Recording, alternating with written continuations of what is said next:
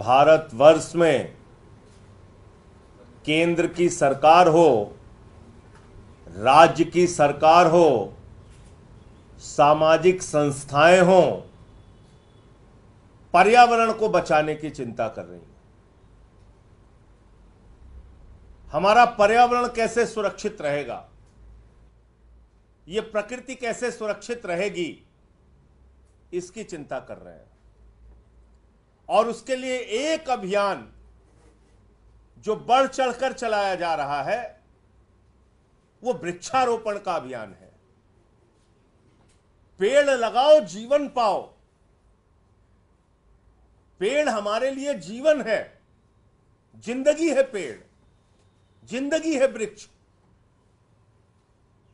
यह अभियान चलाया जा रहा है पूरी दुनिया में और पूरे देश में। लेकिन दिल्ली के अंदर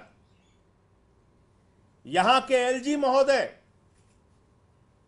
जो भारतीय जनता पार्टी के द्वारा दिल्ली को बर्बाद करने के लिए बिठाए गए हैं, वो उन जिंदगियों को खत्म करने पे लगे हुए हैं,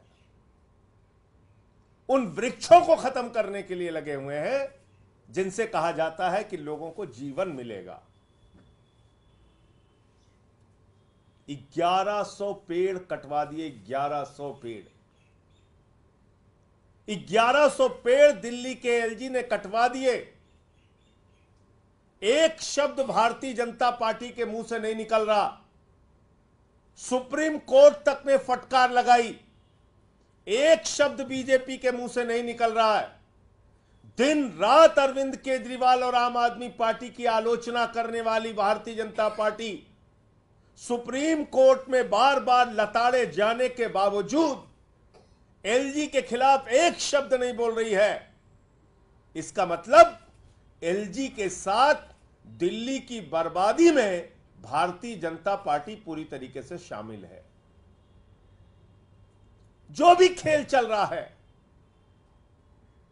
ये पेड़ कोई ऐसे नहीं काटे गए। डीडीए जिसको एलजी साहब जिसकी अध्यक्षता करते हैं, उस डीडीए के अधीन आने वाली संस्था यूटीपैक वो सड़कों का नक्शा तय करती है। दिल्ली के अंदर कहां से कैसे सड़कें बनेंगी। और जो मामला आज मैं आपके सामने उठाने जा रहा हूं, 1100 पेड़ जो एलजी साहब ने कटवाए, वो किस लिए कटवाए, किस वजह से कटवाए, क्या मंशा थी उसके पीछे उनकी। जो नक्शा बना था सड़कों का, जो नक्शा बना था सड़क बनाने का यूटीपैक के द्वारा, डीडीए के द्वारा, वो था कि फार्म हाउसेस की जमीनों पर सड़क बनेगी, उनकी जमीनों का अधिग्रहण करके सड़क बनेगी। मैं पूछना चाहता हूं बीजेपी वालों से,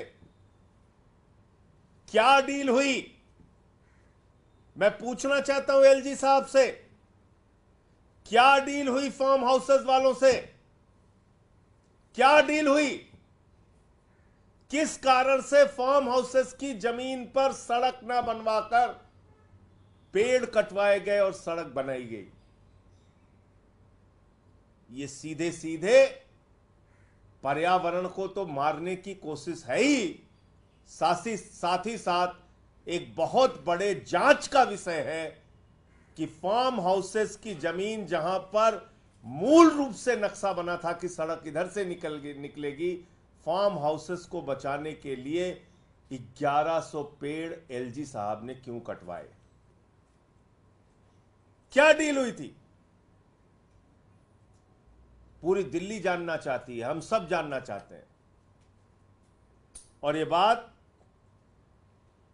कोई ऐसे हवा में नहीं कही जा रही है, यह बात दिल्ली के एलजी के बारे में जो ठेकेदार था, वो सुप्रीम कोर्ट में शपथ पत्र देकर कह रहा है कि दिल्ली के एलजी सीधे तौर पर जिम्मेदार हैं और इसकी जानकारी डीडीए के अधिकारियों को थी। इसका खुलासा कौन कर रहा है? वो पेड़ काटने वाली कंपनी। कहां कर रही है? माननीय सर्वोच्च न्यायालय के सामने। कैसे कर रही है? शपथ पत्र के माध्यम से। शपथ पत्र के माध्यम से बता रही है यह कंपनी कि दरअसल 3 फरवरी 2024 को दिल्ली के एलजी महोदय मौके पर गए थे और उन्होंने पेड़ काटने का निर्देश दिया था। इसके बाद फॉरेस्ट विभाग के अधिकारियों ने, वन विभाग के अधिकारियों ने जब अनुमति नहीं दी तो फिर इस ठेकेदार को अनुमति दी गई मौखिक तौर पे और तब इसने 1100 पेड़ काटे। यह शपथ पत्र देके बता रहा है कि दिल्ली के एलजी के आदेश पर ये 1100 पेड़ काटे गए। इसके लिए कौन जिम्मेदार है? दिल्ली का एलजी। इसके लिए कौन जिम्मेदार है? भारतीय जनता पार्टी। किस लिए पेड़ काटे गए? फार्म हाउसेस की जमीनों को बचाने के लिए।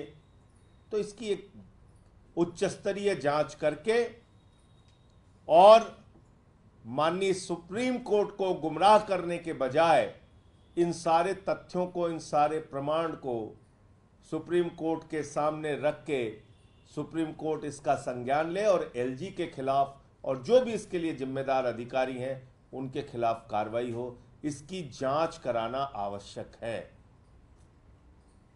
क्योंकि यह मामला हुआ फार्म हाउसेस की जमीनों को बचाने के लिए। फार्म हाउसेस किसके हैं? अरबपति, करोड़पति लोगों के। उनके साथ खड़े हैं दिल्ली के एलजी। उनको पर्यावरण की चिंता नहीं है, उनको पेड़ों की चिंता नहीं है, दिल्ली के लोगों की चिंता नहीं है।